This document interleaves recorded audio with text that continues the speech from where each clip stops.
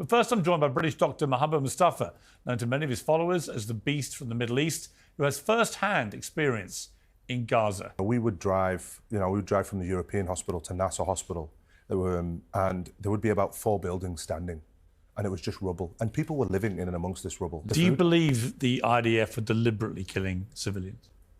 Because they always say we're deliberately killing Hamas, and civilians are dying in the process of us going after Hamas. What do you say to that? Well, I'd say they killed their own hostages when they were waving white flags. They have bombed hospitals with people inside them. They left babies in incubators to rot to death. When they executed those 15 paramedics, I was in Gaza then, when they executed 15 paramedics and buried them alive. And lied about it. Would you publicly accuse someone of a crime when you had no independent witnesses to it? Well, you almost certainly wouldn't, especially if you had prior knowledge of someone else being to blame. But that's exactly what the BBC has been accused of doing to Israel in this dossier. And the author of this dossier? Well, it's a former member of the broadcaster's own Editorial Standards Committee. This is the latest set of troubling allegations to hit the BBC as part of a Telegraph investigation into claims the broadcaster's coverage has systemic problems over impartiality. So let's get into it.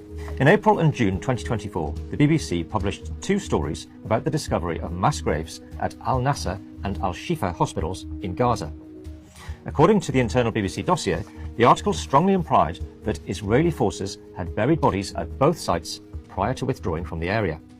The articles also mentioned alleged evidence of war crimes, including bodies found with their hands tied and gunshot wounds to their heads. But the BBC's own Editorial Standards Committee was told that this narrative was wrong.